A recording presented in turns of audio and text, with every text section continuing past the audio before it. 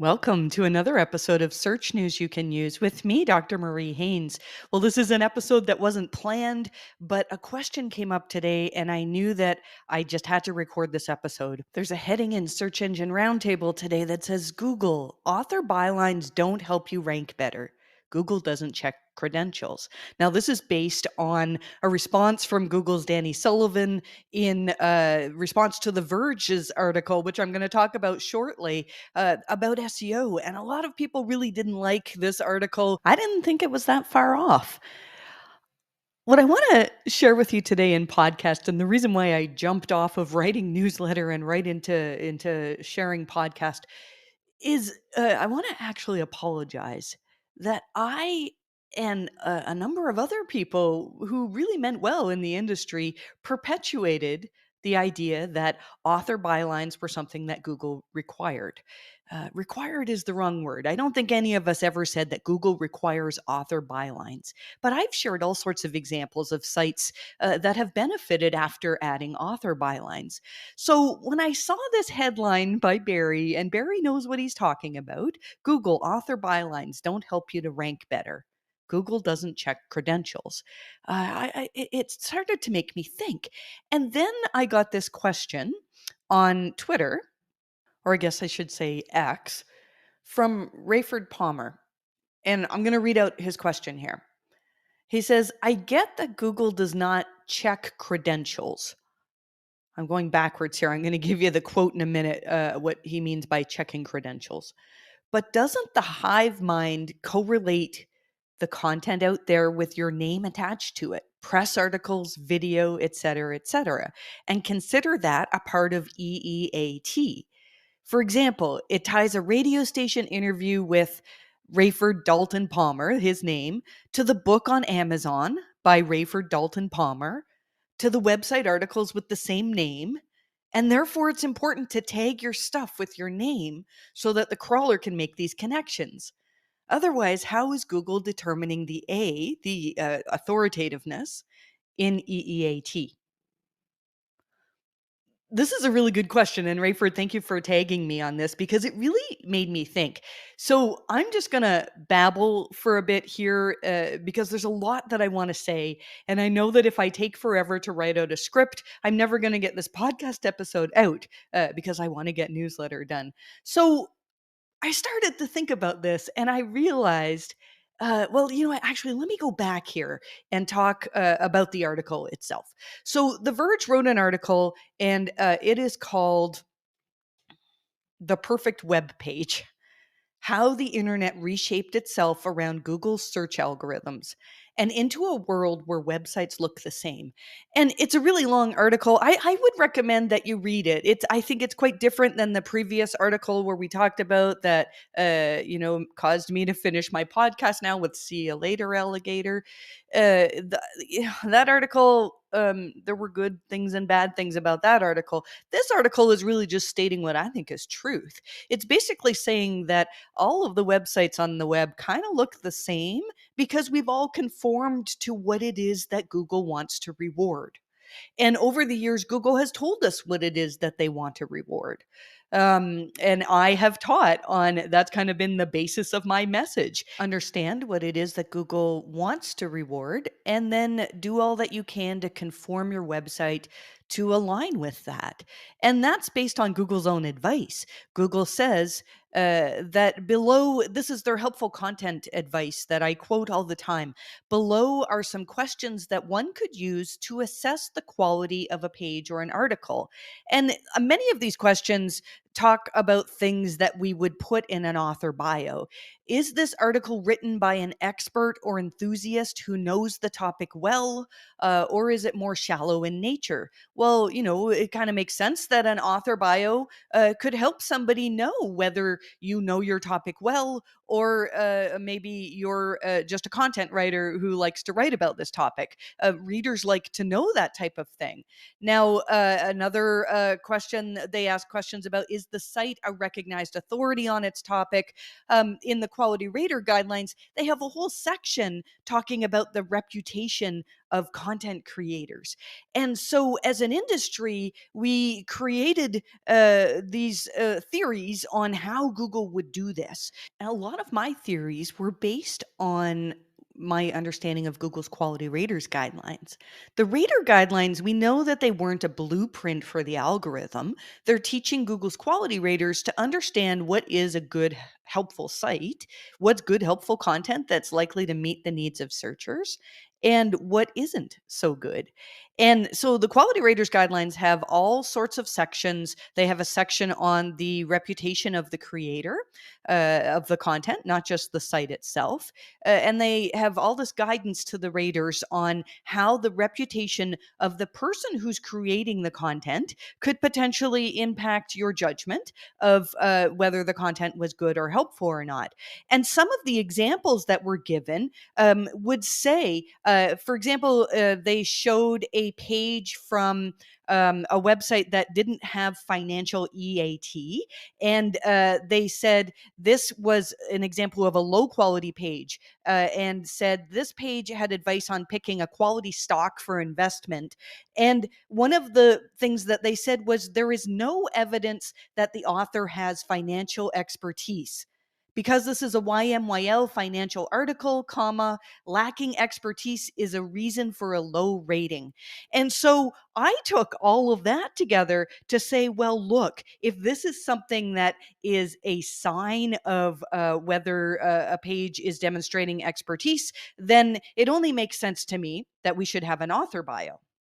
And when we asked Google employees about this, they never would say, oh, yes, having an author bio is a direct ranking factor. Nobody ever thought that. But here's a clip from John Mueller. This is from 2019, so not that long ago, where somebody had asked about author bios. My client is a federal medical center, and all content goes through the doctors first before it is published on the website. I think it's a good idea to let our users and Google know that the information on the website is trustworthy. I understand that I might just add, for instance, some info about the doctor who checked the information and some words like the content was checked before publication by Dr. John Mueller. And also put a link to their personal webpage. But what's the best way to tell Google about this? What should I do it at all?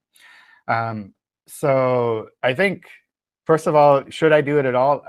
I think that's something that you probably have answered already, in that if you're providing information on your webpage and it is kind of checked or written, created by someone who has a lot of knowledge on that topic, then that's something I would definitely highlight. So there are lots of ways that you can highlight that on your web pages. You can link to those profiles. You can put text on the pages.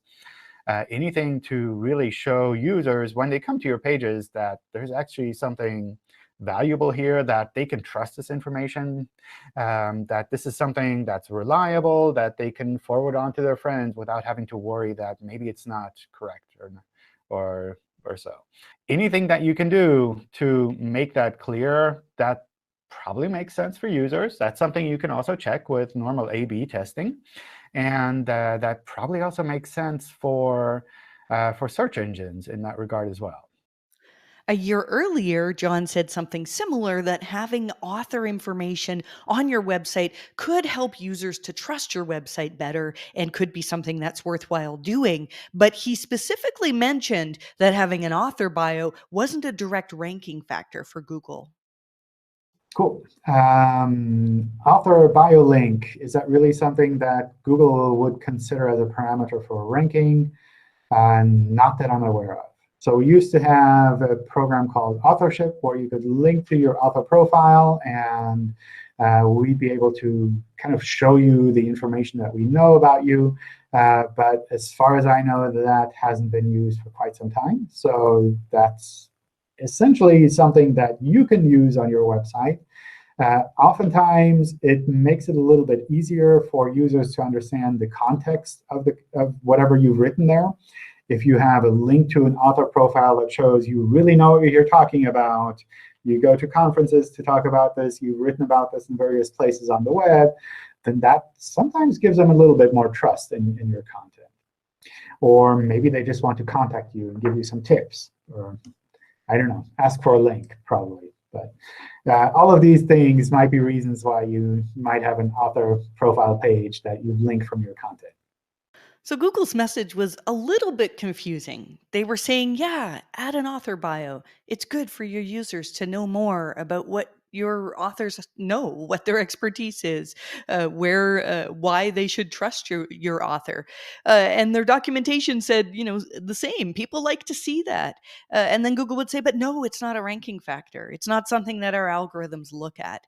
So there was a little bit of a disconnect. Now, I'll tell you that I had people come to me all the time. I remember one situation at a conference where somebody who ran a very, very large website that you would all know said, we did this experiment and we took your advice and we added author bios to just one section of our content.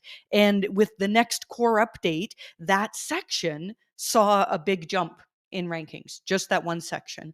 And we would see this as well with clients. Now, we rarely had clients that would do just one thing, just add author bios. I had one client that had an incredible recovery with the medic update in August of 2018, where they went out and they hired expert doctors. And yes, they added their author bylines to their posts, and they saw a wild recovery with this medic core update in August of 2018. And so it was easy to conclude that, look, when you add information about your authors to your website, it can help your rankings. And I still believe that that's the case, and I'm going to explain to you why. And if you read Danny's response to the Verge article, it can be super confusing. And so I'm going to explain why it makes sense now that we know, based on the antitrust trial against Google, just how important user engagement signals are. I'm going to put this whole thing together for you. And so let's keep going here. In the Verge article, they share this hypothetical situation where they've created a website about their lizards. And it's just a hobby website with all this cool information that somebody who actually has lizards would find super interesting. And then they talk about how they need to optimize it in order to rank well. And so they learn about optimizing images, they learn about core web vital scores, and all of the things that Google says is good because users like fast, easy to load sites. And eventually what they end up doing is using a template that does all of this quickly for them, makes sure that the website loads properly and is good for users. And what happens over time is, as they do the things that conform to the best practices that our SEO industry has developed, very well meaning over time, as we've shared what works, as we've shared what Google tends to reward, as we've shared our theories on what Google should do, and then we bounce those back and forth, and we make this sort of like unofficial guidebook to what you should do in terms of SEO. And so as this happened for this website, it sort of became to look like everybody else's. Now, one of the things they say is, we have to prove to Google that we know what we're talking about when it comes to pet lizards. Let's add bylines and author pictures to every post, plus a sentence about why we're qualified to write on the topic. And they go on to say, we're not sure if readers even bother to check our credentials, but we know Google does. Now, here's the problem. They go on to explain why they know that Google checks their credentials.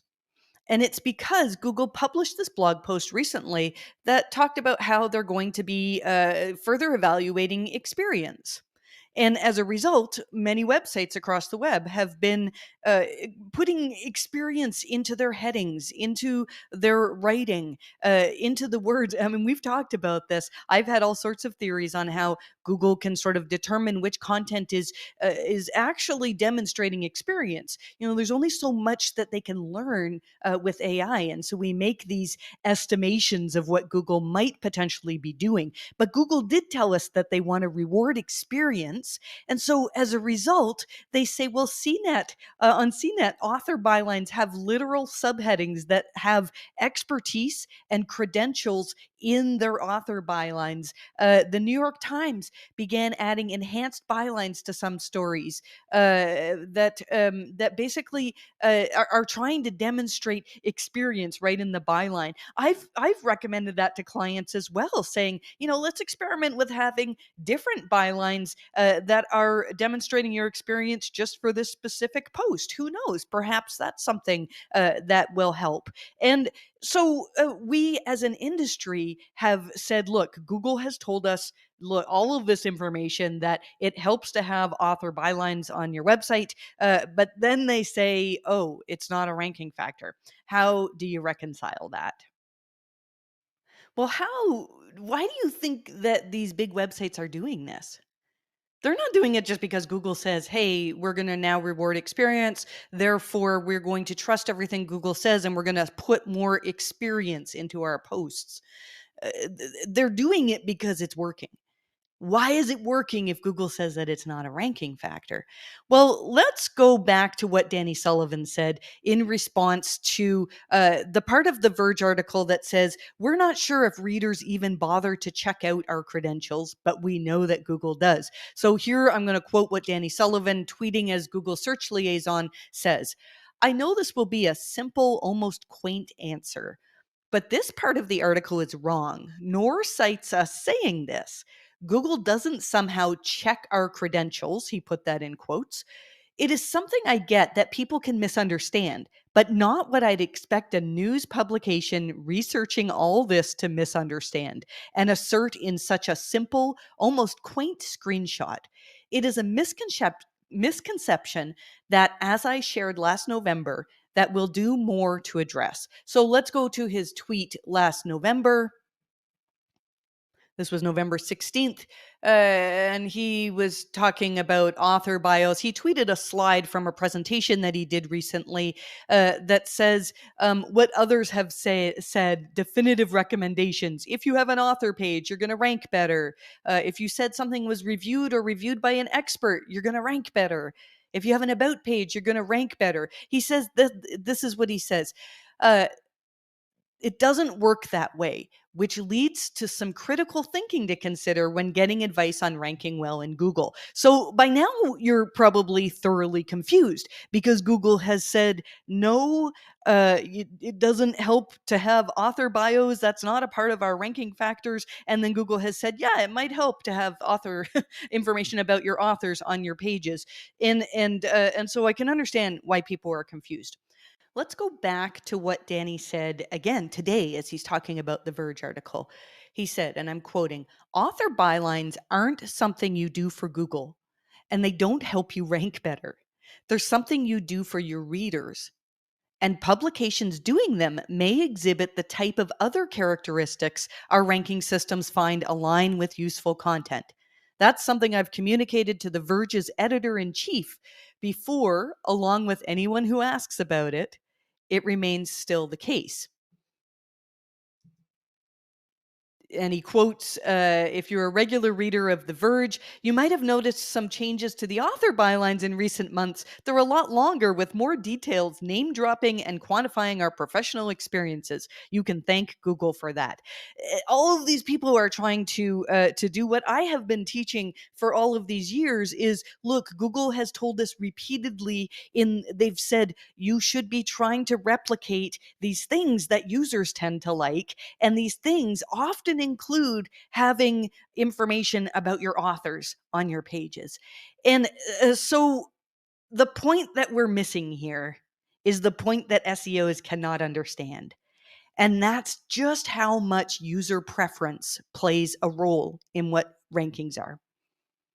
If you have an author bio and you're explaining, your credentials, you're speaking to your readers. every little thing that you do that speaks to your readers has the chance of improving your user engagement, of improving your user trust. The more people know who you are, the more they are going to trust you and want to seek you out and want to read your articles. In the case of The Verge, I thought this was interesting. In the case of The Verge, I read that article because it's on The Verge. I don't need to say the news publication that sometimes talks about technology. You recognize it's an authoritative name, The Verge. And so if you have that level of authority where people just know who you are and you're a household name in your industry, then you can publish things and your readers inherently might trust what you write, or at least have some level of trust. I don't think everybody trusts this Verge article. But I just thought of something interesting. Throughout all of this, I haven't even talked about who the author of the Verge article is.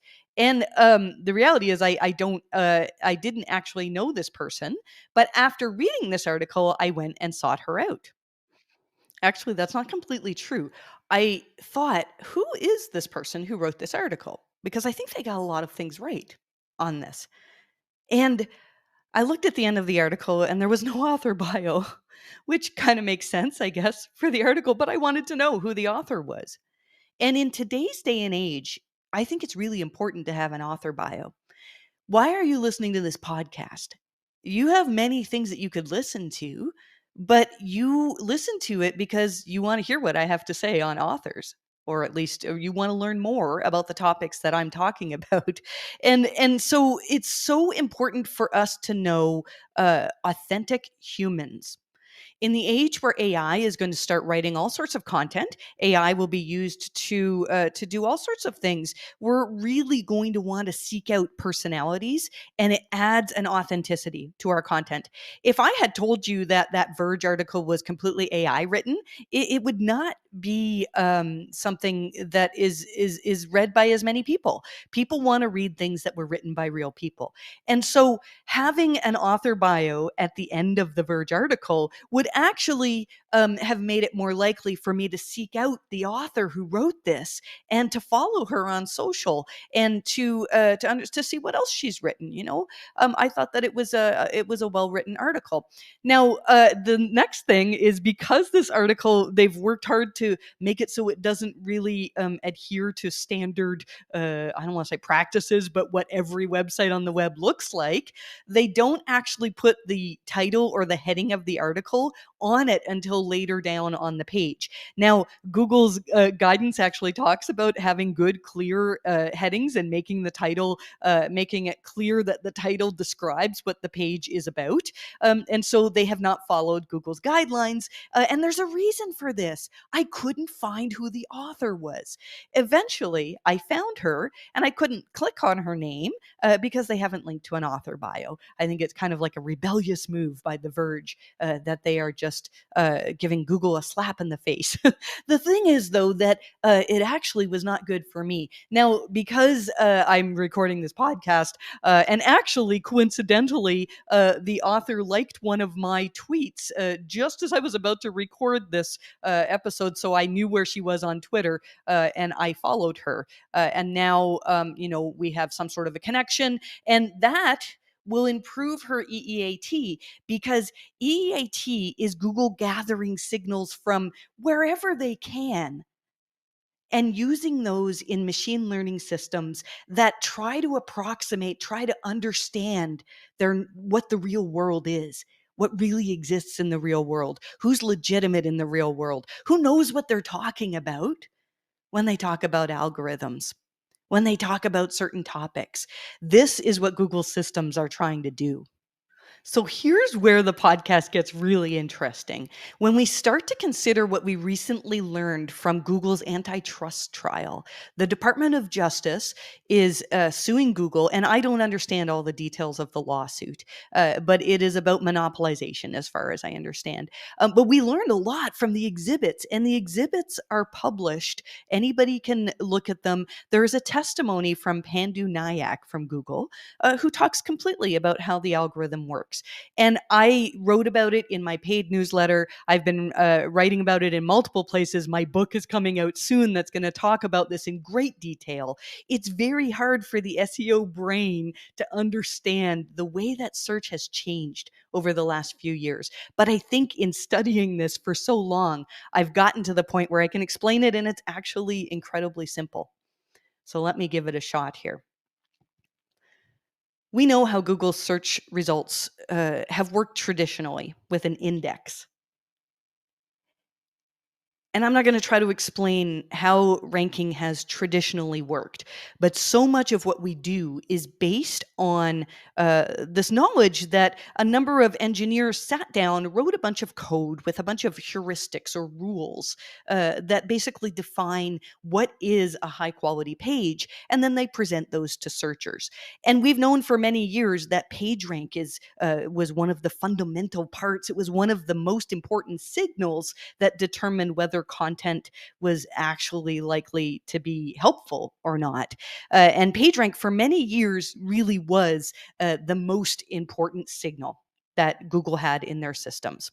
And SEOs exploited that, and we still do today. PageRank is still a signal in Google systems, but they've gotten much, much better at determining when and where to count that signal and where its value is. And that's what machine learning systems do, is they take all of the signals that are available to them, and then they figure out how to weigh those signals, how much preference to give to each of them, depending on the query and depending on what type of outcome they want. And so over the many years, Google has been getting better and better and better at putting these systems together so that they are good at ranking results. So let's talk about what we learned in these DOJ trials, trial exhibits. Um, the testimony from Pandu Nayak talked about RankBrain. What an amazing name, RankBrain. We've heard of RankBrain since 2015, and we didn't really kind of understand what Google was talking about. They told us about concepts. And they said that, RankBrain was really good at understanding that if somebody searched for why does my TV look fuzzy, the concept that they were trying to get was something called the soap opera effect. There's a name to it, but even though the query didn't have that concept, RankBrain understood that. And RankBrain is Google's brain for ranking sites. Now, let's think of ChatGPT. ChatGPT is like a system that uses a language model amongst a whole bunch of other programming to produce the chatbot that you have now.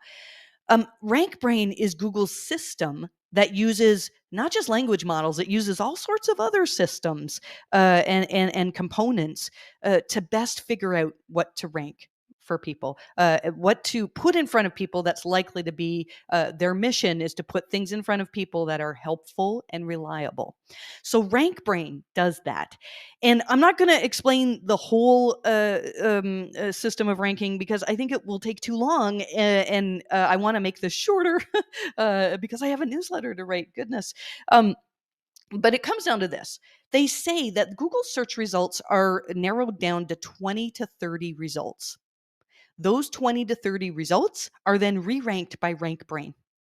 Now, RankBrain makes use of all of Google's systems, the helpful content system, the freshness system. There's many, many systems now that Google has that they didn't have years ago. PageRank is one of the signals in the whole system that RankBrain uses that tries to determine what it is that users like. But here's the thing that's most important to RankBrain. It's trained on user data. Throughout the whole trial, they talk about how RankBrain is trained on user data. And I've been writing my theories on how that's done. Maybe these theories are dangerous because I think my theories on how Google would put information into the knowledge graph and how you want connections I would say, well, look, if I'm writing on SEO and I get published in search engine land, that strengthens the connections in the knowledge graph. Well, actually, I still think that that's true. Um, but for different reasons. I think that every signal that you put into the world speaks to your authority on a topic. It speaks to how well you're known for a topic. And so we've limited it to just the things that we could communicate on our website. But I think that it's so much more. I want to share with you more about the DOJ trials. And I think that we need to be talking about this a lot. And I think that there's nobody who really thoroughly understands this. And so I'm going to give you my best explanation again. There's one exhibit that talks about, it's a slide that's called The Life of a Click. And it labels interactions, reads, clicks, scrolls, mouse hovers, and then it says ... And it tells us that those interactions are fed back into search, and that's what is the power of RankBrain. Now, those interactions, they refer to them throughout the trial as IS, and a little bit of research in other places tells me that that probably means information satisfaction. And so these are all signals that a user has been satisfied. So let me read some of the testimony. Let's see here. Google uses what are called core algorithms to bring that down. So they're talking about how ranking works. And they say to bring that down to a set of 200 documents, right? And Pandu Nayak says several hundred. Yes. Several hundred. And I'm just going to write core algorithm because I'm probably going to use that. And those algorithms give the documents initial ranking scores, right? And Nayak says yes. And an application of BERT, when BERT is used for ranking, is deep rank, right? Yes. And deep rank is trained on user data. Yes, it is. And then they start talking about RankBrain. He says RankBrain looks at the top 20 or 30 documents and may adjust their initial score. Is that right? Nayak says yes, or says that is correct. Then the question is, RankBrain is trained on queries across all languages and locales Google operates in. I think so, yes. Question. And then it's fine-tuned on IS data. Answer. That is correct. But it is not possible to train RankBrain only on human radar data, right? No, you can't. And each time RankBrain is retrained, it is with fresh data, right?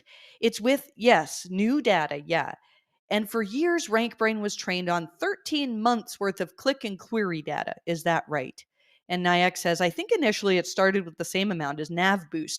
Now, we can talk about NavBoost and Glue. My understanding is that the whole system of NavBoost kind of figures out what to pull in, and Glue helps with this as well.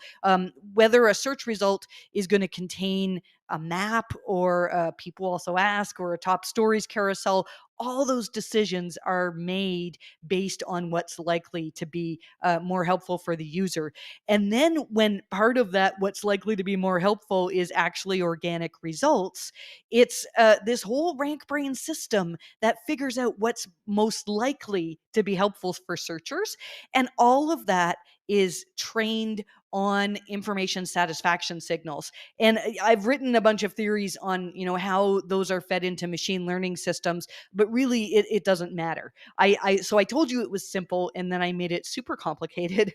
And so I'm going to try to finish this with something very simple. The reason why author bios can sometimes help sites to rank better is that it can help users to understand and to trust your site. And the more users understand and trust your site, the more you are likely to send signals of user satisfaction. Now, those signals, it's not like Google says, oh, wow, tons of people started submitting forms and reading the content on this person's website, therefore they must rank better. No, those, I believe, are sent back as signals that, hey, that was a good search. Whatever we did there, that was good. And that's given as an example of helpful content to the system that's trying to learn what helpful content is. And over time, the system learns that what it is that people tend to like to click on. I think it's related to the query as well. The system learns which type of content actually is satisfying the searcher's needs. And then the trial goes on to talk about how the raters are needed to sort of ground the system. Otherwise, if we rely just on user preference, it's really easy for that to be manipulated.